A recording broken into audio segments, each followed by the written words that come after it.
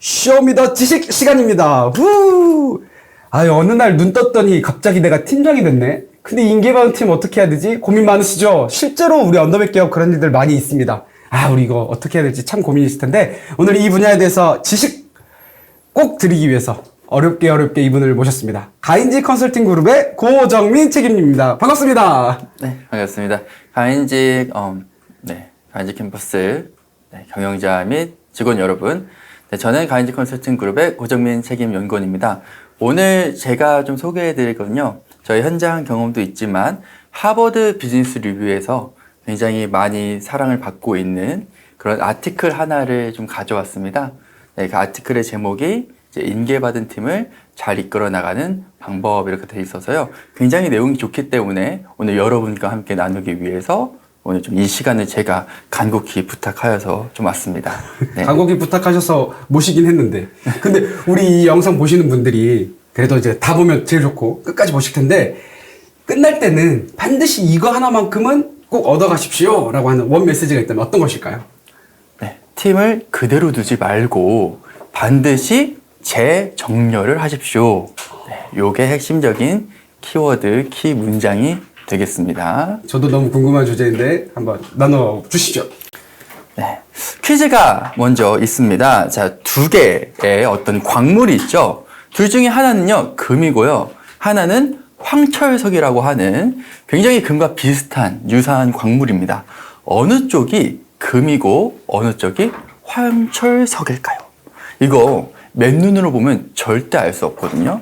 그래서 실제로 금은방 하시는 분들이나 광물 전문가 분들은요, 이 두 가지 광물을 구분할 때, 분류할 때 특별한 도구를 하나 쓰십니다. 여러분이 이 도구를 다 한 번씩 들어보셨어요. 왜냐면 초등학교 5학년 때 이 도구에 대한 가르침이 별도로 있거든요. 바로 조음판이란 친구입니다. 여러분, 그 모스 굳기계 뭐 그런 거 과학 시간에 이제 들으셨을 거예요. 뭐 다이아몬드가 가장 뭐 단단하고 10이고 뭐 석영이 1이고 뭐 이런 거 기억나시죠? 조음판이라는 것은 어떤 거냐면, 이 조음판에 광물을 긁으면요, 그 광물이 묻어나오게 됩니다. 묻어나오게 되면은 광물을 그냥 들었을 때는 이제 빛이 산란하기 때문에 그 겉에 눈으로 보이는 빛이 나오지만 긁으면 이게 결정이 깨지면서 본질적인 색깔이 나오거든요. 금은 긁어도 금입니다. 긁어도 노란색인데, 황철석이 가짜 금은 긁으면 검정색이 나옵니다. 그래서 눈으로만 보면은 우리가 이 광물의 본질적인 가치를 알 수가 없어요. 오늘 제가 소개해드릴 이 하버드 비즈니스 리뷰 아티클은요, 기존에 있던 팀을 물려받은 데이빗이란 인물이 나옵니다. 이 인물은요, 굉장히 특별한 미션을 부여받았어요. 지금 시장이 우리 기업에 있어서 굉장히 중요한 시점입니다. 이 시점에서 우리가 잘 해내냐 못해냐에 따라 기업의 사활이 달려 있어요. 데이빗 자네가 이 팀을 잘 이끌어서 우리 회사 기회생 시켜주게, 성과를 잘 내주게라는 굉장히 이제 부담스러운 미션을 받은 데이빗이라는 인물이 나오는데요. 이 데이빗이 가장 먼저 해야 하는 행동은 무엇일까요? 이미 기존에 해당 사업을 하던 팀이 있고, 이 헤드가 나가면서 데이빗이 새로운 팀장으로 들어온 상황입니다. 여러분 어떠십니까? 이러한 상황, 꼭 데이빗의 상황은 아니더라도요, 언더백 기업에서도 심심치 않게 일어나요. 기존에 있던 팀장이 이제 퇴사를 하거나 여러 가지 이유로 퇴사를 해서 새로운 팀장을 세울 때, 혹은 우리가 팀을 형성했고 이제 팀이 어느 정도 사업을 진행하고 있어서 팀장을 뽑아야 하는 그런 순간이 왔을 때, 이것도 역시 동일한 순간이거죠. 기존에 있던 팀을 어떤 새로운 팀장이 리딩해야 되는 상황은 다 동일합니다. 자, 이때 우리가 팀장으로서 가장 먼저 해야 하는 행동, 그리고 경영자로서 그 새로운 팀장한테 가장 먼저 요구해야 되는, 가장 먼저 주문해야 하는 행동은 무엇인지, 오늘 그 내용을 가지고 아티클을 좀 소개해 드리도록 하겠습니다. 자, 아티클의 이제 영어 원제는요, Leading the team you inherit. 인헤릿이 이제 뭐 유산받은, 인계받은 이런 뜻이고요. 네, 마이클 와킨스라는 분께서 요 아티클을 작성하셨습니다. 세 가지 단계입니다. 세 가지 역할로 생각하셔도 되는데요. 첫 번째는요, 인재 기준을 세우는 것입니다. 인재 기준을 세우는 거예요. 네, 두 번째가 팀을 재구성하는 것이고요. 세 번째가 초기 성공 경험을 확보하는 것입니다. 그래서 요 세 가지를 반드시 해야 된다라고 마이클 와킨슨이라는 분께서 하버드 비즈니스 리뷰에서 이렇게 설명을 하고 있습니다. 자, 우리가 이제 흔히 착각하는 것이 뭐냐면 새로운 팀장이 취임을 했을 때, 취임이라고 하니까 좀 재밌네요. 네. 새로운 팀장이 이렇게 팀을 인계받았을 때 이런 주문을 하는 거예요. 팀장으로서 인정받기 위해서는 역량을 보여줘야 된다. 팀에게 당신이 역량 있는 사람이라는 것을 증명해야 된다. 이런 이제 주문을 많이 하십니다. 그리고 팀장들도, 새롭게 임명받은 팀장들도 내가 역량을 발휘해서 이 팀원들에게 실력을 인정받으리라. 그러한 개인적인 목표를 세우시는 분들이 많아요. 이게 잘못된 것은 아닙니다만 그것은 개인적인 관점에서, 그 팀장 개인적인 관점에서 의미가 있는 말이고요. 실제 팀을 이끌고 성과를 내는 관점에서는 우리가 좀 더 시야를 확장할 필요가 있습니다. 인재 기준을 세워라 첫 번째인데요. 아까 제가 퀴즈로서 조흠판 이야기를 했습니다. 실제 이것이 금인지 황철성인지 알려면 긁어봐야 돼요. 긁어봐야 돼요. 역시 팀도 동일합니다. 인계받은 팀 그 자체를 그대로 두고 리딩을 한다는 것은요, 조금 앞뒤가 바뀐 이야기일 수 있습니다. 우리 언더백 그 직원분들 한 분 한 분 다 소중하지만 이 팀이 처한 환경과 이 팀을 리딩해야 되는 팀장의 어떤 성향과 목표와 미션에 따라서 그 기준이 어느 정도 세워져야 됩니다. 기준 없이는 팀장도 기존에 있는 팀원들을 다 동일하게 대할 수밖에 없어요. 지금 이 아티클에서는요, 역량, 신뢰성, 에너지, 대인관계 기술, 집중력, 판단력 총 6가지의 기준을 가지고요. 한번 우리 현재 팀이 필요한 인재 기준을 세워봐라 라고 이야기를 하고 있습니다. 각 팀마다 주어진 제품과 사업과 고객과 시장이 있겠죠. 그것을 수행하는 데 필요한 인재 기준이 있어야 합니다. 여기 보시면 재미있는 것이 총합이 있어요. 100%인데요. 그러니까 뭐 역량은 어느 정도 수준이어야 되고 보다는 예를 들어서 우리 팀에 들어오는 팀원은 적어도 역량이 굉장히 중요해. 그러면 역량의 한 50%의 비중을 두는 겁니다. 우리가 사업을 하는 데 있어서 고객의 어떤 불만을 빠르게 소통하는 게 더 필요해. 그러면 이제 신뢰성, 솔직한 부분에 더 많은 웨이트를 주는 것이죠. 그래서 이 6가지 자질은요, 모두가 다 다른 수준으로 가지고 있을 텐데, 현재 우리 팀에게 필요한 어떤 인재 기준을 세우고 거기에 맞춰서 각 팀원들을 코칭을 하고 그 팀원들을 우리가 검증을 하는 것이 첫 번째 단계라는 것이죠. 따라서 팀장이 본인의 어떤 역량을 어느 정도 팀원에게 인정을 받았다면은 그 팀을 그대로 가지고 비즈니스를 시작하고 미션을 수행하는 것이 아니라 잠시 한번 숨을 고른 다음에 먼저 우리 팀이 다음 스텝으로 나가기 위한 조흠판, 인재 기준을 세우셔야 됩니다. 자, 이것이 첫 번째 스텝이고요. 자, 두 번째는 뭐냐면 아까 제가 조음판, 이거 계속 침상을 기억해 주세요. 판을 만들었으면 긁어야 되겠죠? 네. 자, 긁어야 됩니다.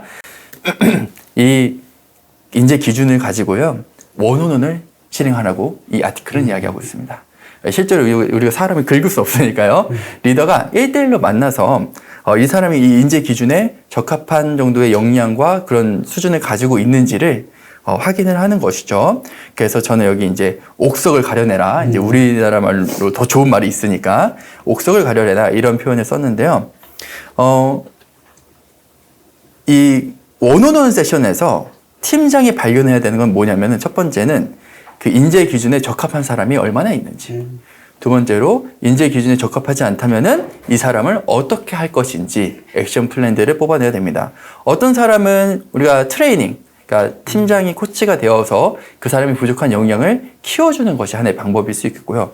두 번째로는 이 사람이 우리 팀에게 맞진 않지만 다른 팀에서 더 빛날 수 있는 사람일 수 있잖아요.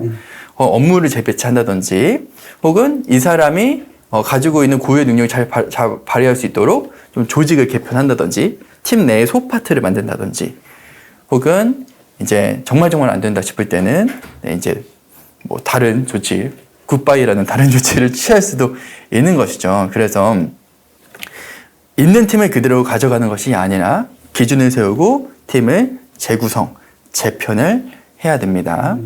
이 관점을 많은 분들이 이제 놓치시는 경우가 있는 것이죠. 세 번째는 뭐냐면요. 자, 이렇게 인재 기준을 가지고요, 옥석을 가려내면 이제 신규 팀, 새로운 팀이 생겨나게 되겠죠. 자, 이 팀에겐요, 우리가 초기 성공 경험을 부여하는 것이 굉장히 중요합니다. 그래서 이 팀과 함께 우리는 앞으로 무엇을 성취할 것인지, 뭐 3개월이면 3개월, 6개월이면 6개월, 1년이면 1년, 우리는 무엇을 성취할 것인가, 그런 거 함께 소통을 해야 돼요. 왜 우리가 이 일을 해야 하는가, 이런 거 함께 워크숍 형식이나 그룹 토의 방식으로 이야기를 해야 됩니다. 우리가 지금 해야 되는 미션, 우리가 어떻게 수행할 것인가, 그리고 누가 무엇을 할 것인가, 이런 것들을 우리가 이야기하는 시간을 가져야 된다는 것이죠. 여기서는 이게 질문형으로 했지만 우리가 비즈니스 워딩을 사용하면 핵심 지표를 도출하고 실행 전략을 설정하고 아레나를 설정한다. 이렇게 이해를 해주셔도 괜찮습니다. 이것이 무엇이냐면요. 팀장이 새롭게 되었다는 것은 우리 사람으로 치면 뇌가 바뀐 거예요. 뇌가. 따라서 이 뇌에 손발이 맞춰야지 새로운 뇌가 기존의 손발의 움직임에 맞추면 안 된다는 것입니다. 그래서 새로운 사지를 구성하고 이 사지들이 어떠한 목표를 가지고 가야 되는지 어떠한 역할을 수행해야 되는지 우리가 재조정이 필요하다는 것이죠. 그리고 이 재조정이 맞다는 것을 우리가 확인하기 위해서는 작은 성공 경험들을 하나씩 쌓아 나가야 하는 것입니다. 우리가 에펠탑을 준공하는 게 사진으로 찍혀 있어요. 재밌게도. 에펠탑은 한 번에 세워지지 않았습니다. 여기 사진에 보이는 것처럼요. 이게 순수 철골 구조물이기 때문에 이게 조금씩 쌓아 올라갔거든요. 조금씩 쌓아 올라가셨어요. 그렇기 때문에 우리는요, 한 번에 빅뱅 성공할 수 없습니다. 새로운 팀을 구성하면요, 그 팀은 마치 이렇게 피부가 마르지 않은 아이처럼 굉장히 연약한 상태거든요. 그래서 조금씩 우리 팀이 건전하게 성장할 수 있도록 작은 도전부터 해나가는 방식을 취해야 하는 것입니다. 제가 실제로 작년에 컨설팅을 한 50명 정도 그룹에 강남에 위치한 언더백 회사가 있었는데요. 거기는 이제 테크를 중심으로 하는 그런 기업이었어요. 자체 앱이 있고 사이트가 있는 것이죠. 여기에 이제 테크 리더분께서 이제 저와 함께 한 달 정도 1대1 코칭을 진행하셨는데, 기존에 있던 그 테크 리더가 다른 이유로 퇴사를 하고, 개인 사정으로 퇴사를 하고, 이분이 갑자기 이제 테크 리더를 맡게 되신 거죠. 근데 이분은 원래 좀 기획 쪽을 많이 하셨던 분이셔서, 사업 기획을 좀 많이 하셨던 분이셔서, 실제 개발에 대한 어떤 스킬은 부족하신 상태에서, 그래도 이제 비즈니스 관점이 있기 때문에 팀장으로 새로 임명이 되셨습니다.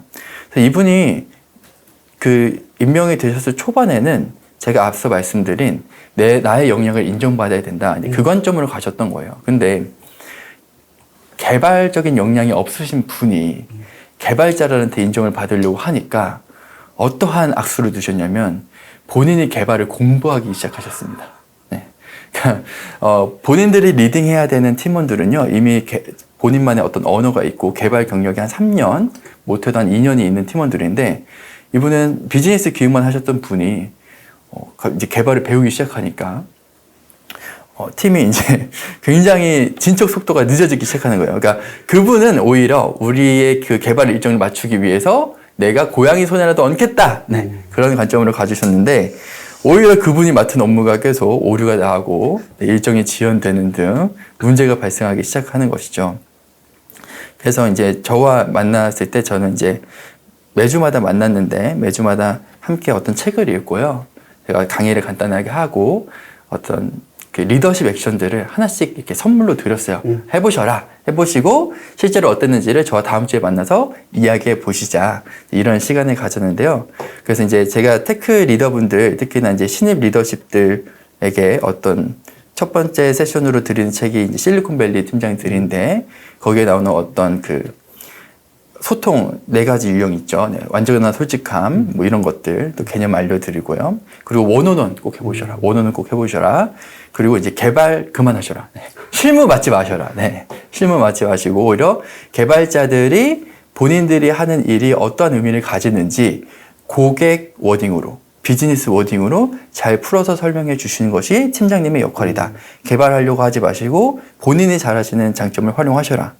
그리고 무엇을 성취할 것인가, 왜 이 일을 해야 하는가, 이런 거 한번 다 같이 모여서 이야기를 나눠봐라. 이런 말씀을 드렸어요. 이런 말씀 드렸는데 이분이 또 그것을 착실하게 잘 해주셨습니다. 너무 감사한 분들이에요. 이렇게 코치의 말을 잘 믿어주시고 실행해 주시면요. 저희도 이제 성과를 내는데 훨씬 더 도움이 되거든요. 재밌는 점은 뭐냐면요. 이분은 제가 이제 첫 번째로 그 말씀드린 인재 기준 있잖아요. 이런 것을 명시적으로 세우진 않았어요. 명시적으로 세우진 않았지만 그 기업의 상황에 있어서 어떠한 사람이 개발팀의 인재로서 인정받는지 명확한 상황이었습니다. 그러니까 계속해서 일정을 못 맞췄거든요. 그러니까 일정을 맞추는 개발자가 필요한 상황이었어요.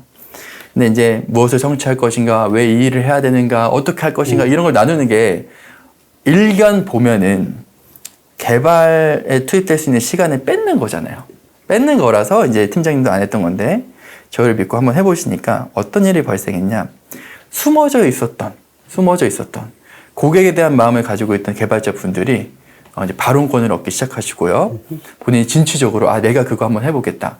그 언어 내가 사용해보지 않은 건데 그래도 한번 학습해보겠다. 이런 분들이 나오기 시작했고 또 한편으로는 기존의 그 팀의 분위기와 일하는 방식이 마음에 들으셨던 분들 있잖아요. 그분들은 불편한 기색을 내비치기 시작하셨고요. 그분 중에 이제 몇 분들은 퇴사를 하셨는데요. 퇴사를 하니까 팀 분위기가 그렇게 좋을 수가 없어요. 네. 팀이 정말 하나가 되어서 네, 자신들한테 요구된 그런 개발 아이템들을 하나하나씩 정복해 나가기 시작하시더라고요. 네. 우리가 뭐 기존에 있던 그 팀장의 자리를 인계받았던 혹은 팀장이 없이 출발했던 팀이 이제 팀장을 세울 타임이 돼서 팀장이 임명되었던 뭐 두 가지 다 비슷한 상황인 겁니다. 그 팀을 우리가 그대로 가져가기보단요. 결국에는 리더가 세워졌다는 것 혹은 리더가 바뀌었다는 건요. DNA를 바꾼다, 뇌를 바꾼다는 뜻입니다. 따라서 그 변화에 맞는 팀 자체의 변화도 필요합니다. 인재 기준을 첫 번째 세워주시고요. 두 번째는 팀을 재구성해 주셔야 됩니다. 이때 필요한 것이 바로 원온원이고요. 그 다음에 초기 성공 경험을 확보하셔야 됩니다. 이때는 반드시 함께 모이셔서 리더 혼자 하지 마시고요. 우리의 핵심 지표들, 실행 전략들, R&R들 함께 꼭 소통하셔서 정하시는 것이 중요합니다. 우리가 팀이란 단어를요. 우리나라 상황에서는 그냥 뭐 무슨 부 있잖아요. 뭐 시설관리부를 그냥 시설관리팀 이렇게 바뀌는 수준으로 많은 분들이 이해를 하고 있어요. 근데 팀이라는 건요. 굉장히 HR 관점에서 특별한 의미가 있는 전문 용어입니다. 그냥 사람들 모아놓은 걸 팀이라 부르지 않아요. 그건 그룹이죠, 영어로. 팀이란 건 어떤 거냐면요.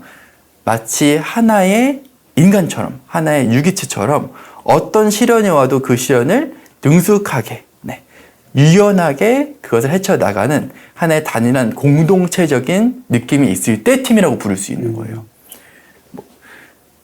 우리가 1일 알바를 고용해서 10명을 만든 다음에 벽돌을 나르십시오. 그건 그룹입니다. 팀이 아니에요. 자체적으로 생각하고 자체적으로 문제를 해결할 역량이 없잖아요. 팀이란 것은 자율적으로 생각하고 본인들의 문제를 파악하고 목표를 정하고 그것을 내비게이션 해갈 수 있는 조직을 우리가 팀이라고 부릅니다. 그렇기 때문에 요 인계받은 팀을 이끄는 3단계의 관점에서 우리 경영자분께서 그리고 지금 내가 인계받은 팀을 맡은 팀장분이 계시다면요. 요 관점을 가져가 주셔야 돼요. 우리는 팀을 만드는 것입니다. 팀을 재구성하시고 초기 성공 경험을 확보하시고 또 인재 기준을 세우실 때도요. 우리가 수동적인 구성원 이런 것들을 방지하려면 애초에 그런 구성원들을 받지 않는 게 중요한 겁니다. 팀으로서 기능할 수 있는 인원, 본인이 맡은 업무에 여러 가지 변수들이 생기겠죠. 그런 것들을 책임감을 가지고 헤쳐나가고자 하는 태도를 가지고 있는 인원, 그것이 모든 인재 기준의 공통적인 요구사항이 되어야 되고요. 네, 그 다음에는 각자 맡으신 업무에 따라 제가 오늘은 테크 조직을 설명드렸습니다만 뭐 커머스라든가 뭐 인프라라든가 뭐 혹은 재무라든가 각 직무에 따라서 또 요구되는 어떤 기준들이 다르겠죠. 그런 것들을 잘 세워보시면 좋겠습니다. 네, 세 가지 꼭 기억해 주시고 인재 기준, 팀을 재구성하라, 초기 성공 경험 확보하라. 전체적인 맥락은 뭐냐면 팀을 재구성하라. 그리고 이 재구성도요, 여러분 정해진 기간은 없지만요. 필요에 따라서 수시로 진행되는 것이 중요합니다. 네. 그래서 수시로 진행된다. 필요하다는 건 어떤 것이냐면은 우리의 사업 환경이 굉장히 많이 바뀌었을 때, 혹은 우리의 팀 구성원이 어떠한 이유로 갑자기 2배, 3배 이렇게 늘었을 때, 이럴 때는요, 반드시 팀의 DNA를 재정렬을 해주셔야 되고요. 반드시 좋은 판 가지고 다 긁어보셔야 됩니다. 네, 다 긁어보셔야 돼요. 자기가 금이라고 속이는 황초에서 섞여 있을 수 있습니다. 한 번 들어오면 내보내기 어려워요. 네, 그래서 잘 긁어주시면 좋겠고요. 초기 성공 경험을 확보하라. 여러분, 리스크가 없는 일은요, 성공했을 때 보람도 없습니다. 작은 리스크 테이킹부터 시작하셔서 에펠탑 단계적으로 세워나가시면 좋겠습니다. 너무 감사합니다. 이 팀이라는 게 이제 그룹과 다른 거는 하나의 유기체로서 함께 나아가는 거, 어떠한 시련이 와도 버텨낼 수 있는 공동체다라는 말에 되게 공감이 되고, 저도 수년 전에 처음 팀장을 맡았을 때 어떻게 하면 내 실력, 그러니까 저는 그랬던 것 같아요. 경영자한테 내 실력을, 내 역량, 내 성과를 보여줘야겠다 보다 팀원들 길을 아예 그렇지만 내가 한번 보여줘야겠다. 내 말 잘 듣게 하려면 내 성과가 중요해. 라고 했던 저도 시행착오가 많이 있었던 것 같아요. 근데 오늘 이야기를 들어보니까 그런 과정들이 조금 필요한 것 같고, 그런 그런 마인드, 관점, 이런 게 있으면 참 좋을 것 같다라는 생각이 드는데, 제가 이제 듣다 보니까 궁금한 게 하나 있는데, 이제 뭐 테크 기업 예시도 들어주셨지만, 이제 언더백 기업이라는 게 아까 제가 오프닝 때도 얘기했지만 어느 날 눈 떴더니 팀장, 너 팀장? 이렇게 되는 경우가 되게 많아요. 첫 번째 그냥 보통 많이 보면. 두 번째는 내가 이게 팀장이라고 해서 세워놨는데 이게 뭐 내가 권한이라고 할까요? 팀을 재조정하고 팀의 어떤 인원을 세우는 데 있어서 실제로 리더분들이 많이 부딪힐 것 같아요. 경영자의 생각과 경영자의 DNA가 이미 가득 차 있는데 여기에 어떻게 나의 DNA와 나의 어떤 이걸 할까? 이 언더백 기업을 많이 컨설팅 하시니까 이 두 관점에서 좀 어떻게 좀 바라보십니까? 그래서 이제 우리나라의 맥락에서, 특히 언더백 맥락에서는요, 팀이라고 했는데 막상 가보니까 팀장 포함해서 전체 인원 3명, 4명 이런 경우 많습니다. 그래서 이제 제가 여기 아티클에 있는 내용대로는 인재 기준 세워서 팀 재구성하고 뭐 이런 내용을 했지만, 실제로 제가 아까 사례에서 말씀드렸듯이 그분에게 제가 요청한 것은 원오는 하십시오. 네. 그리고 어떤 그 리더십 행동들, 리더십 지식들, 원오는 할 때 휴지 두지 마시고 물 한 잔 드세요. 뭐 이런 것들 있잖아요. 네. 휴지 두면은 계속 그 휴지 뽑았으면서 계속 울거든요. 네. 그런 어떤 소소한 팁들을 전달해 드린 거죠. 그러니까 팀을 재구성하라라고 했을 때 제가 이제 앞에 말씀드렸듯이 굿바이는 정말 마지막 선택지고요. 인재 기준을 맞춰서 그 사람에 대해서 개별적인 성장 코칭을 하는 게 첫 번째고, 두 번째는 서로 이제 너무 결이 안 맞거나 코칭하는 것 자체가 너무 힘들다. 여러 가지 여건상. 그리고 그 부분의 아레나를 재배치하는 방식 등을 활용하는 것이 맞습니다. 그래서 이 아티클을 읽을 때나 혹은 지금 저의 어떤 강의를 들으시면서 떠오르시는 어떤 팀장의 이미지가 권한을 행사하고 네, 인재를 막 배치고 너 절로 가, 너 오늘부터 저쪽 팀 발령 났어, 이런 느낌이 아니라요. 리더의 관점이에요. 리더의 관점으로서 개인적인 관심을 가지는 것이 먼저입니다. 그러니까 우리가 재구성을 할 때도요, 혹은 재배치를 할 때도요, 그 앞에 충분한 스토리가 많이 쌓여야 돼요. 리더들이 어떠한 행동을 내리기 전에는 그 앞에 여러 가지 리더가 기회를 많이 주는 행동들이 필요합니다. 네. 그래서 특히나 언더백에서는요, 그러한 맥락 쌓기, 기회 주기가 굉장히 중요합니다. 그래서 리더분들이 그 몸속에 사리가 많이 쌓이실 거예요. 네. 어쩔 수 없습니다. 네. 어쩔 수 없습니다. 그만큼 팀장이라는 직책은요, 팀장님이 가장 많이 성장을 하시거든요. 네. 우리가 흔히 어떤 것을 배울 때도 남을 가르칠 때 가장 많이 배운다고 하듯이, 네, 리더십 행동을 하는 그 팀장 자체가요, 그 기간을 다른 팀원보다 훨씬 더 밀도 있게 살아가시는 그런 기회이자 시간이라고 생각을 해주시면 좋겠고요.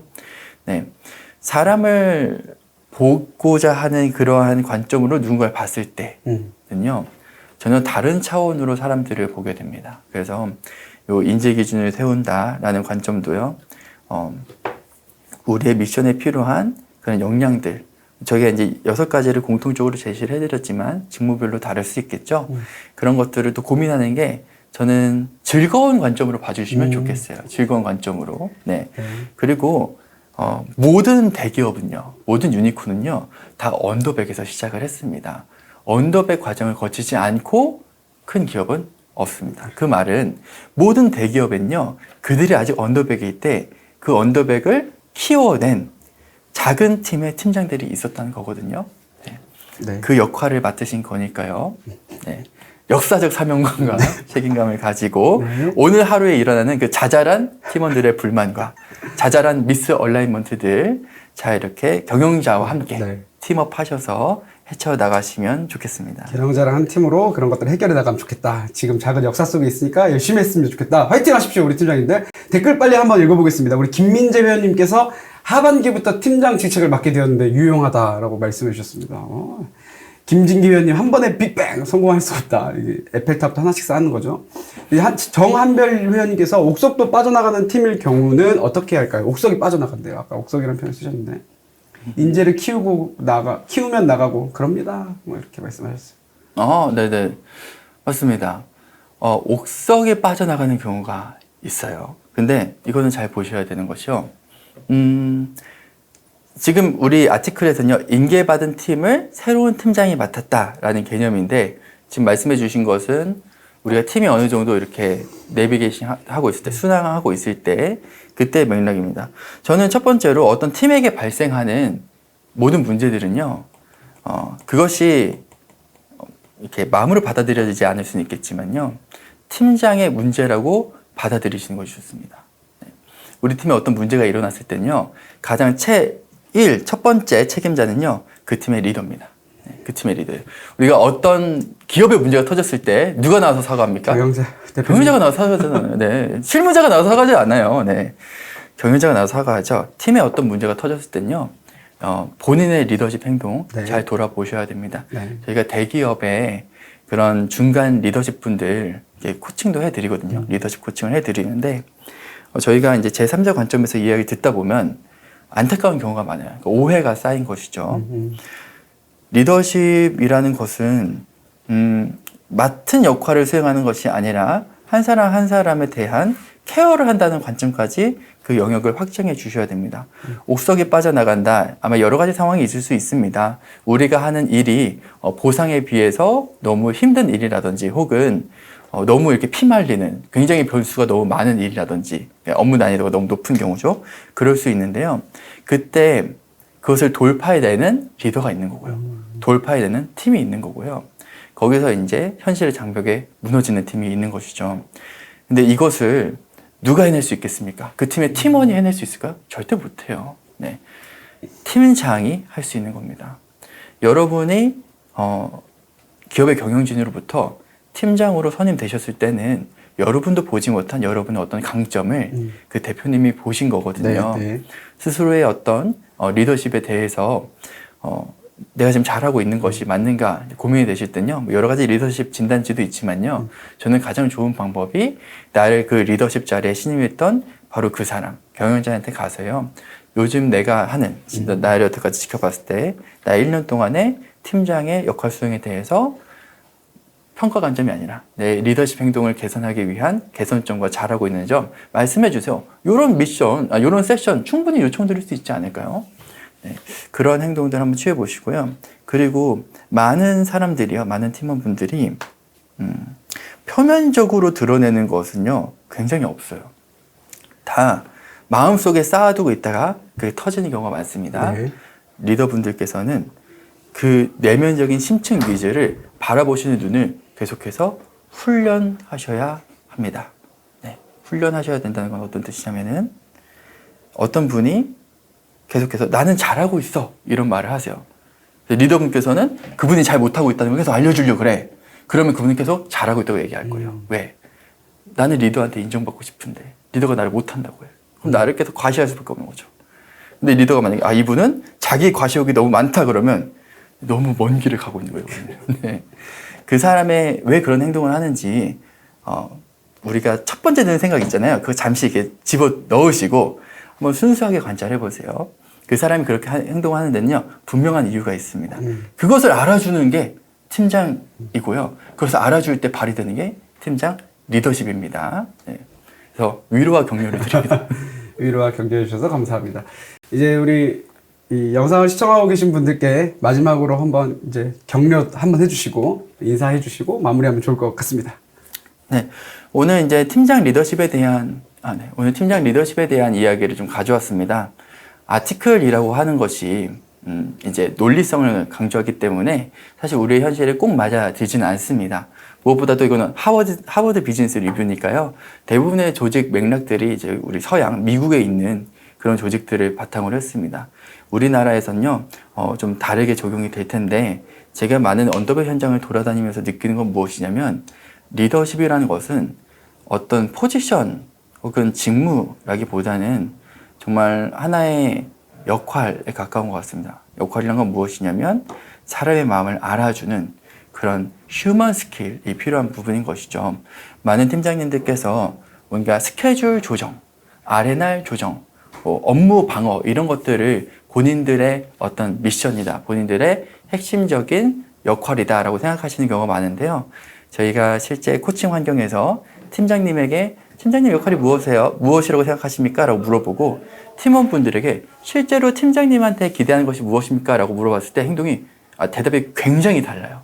팀장님들은 우리 업무에 더 많은 업무가 우리 팀에 더 많은 업무가 배치되는 걸 방어하는 게 저의 임무라고 생각합니다. 라고 팀장님들은 얘기하시지만 실제 팀원들은 뭐라고 하냐면요. 팀장님들이 저희와 더 소통했으면 좋겠어요. 팀장님들이 저의 마음을 더 알아줬으면 좋겠어요. R&R 이런 얘기 거의 안 나와요. 일정 조정 이런 거 거의 안 나옵니다. 소통, 공감 이런 키워드들이 나오거든요. 여러분들이 팀장으로서 또 지금 기업이 작다면 경영자, 대표님께서 바로 팀장이시거든요. 유약한 거 아닙니다. 소통하고 공감하는 거 연약한 리더십의 상징이 아닙니다. 오히려 굉장히 수준 높은 리더십 행동이기 때문에 그것을 오늘 작게 실행해 보세요. 추천드리는 첫 번째 행동은요. 여러분들이 그나마 가장 마음속을 편하신 그런 분 있잖아요. 그분과 30분 정도 원온원을 실행을 해보시는 겁니다. 이 원온원에서는요. 80%의 시간은요. 한번 들어보시고요. 마지막 한 20% 시간을 여러분의 말을 하시는데 쓰시면 좋을 것 같아요. 네, 감사합니다. 오늘 나온 그 이야기처럼 꼭 오늘 한 명 만나서 바로 시작해 보시면 좋을 것 같고요. 오늘 나와주셔서 너무 감사합니다. 네, 감사합니다. 쇼미더 지식은 매일 아침 8시 30분에 지식과 함께 찾아옵니다. 현장의 전문가들을 초청해서 그 지식과 함께 나누는 시간인데요. 저희는 매일 아침 8시 30분에 계속해서 찾아오겠습니다. 쇼미더 지식은 사랑입니다.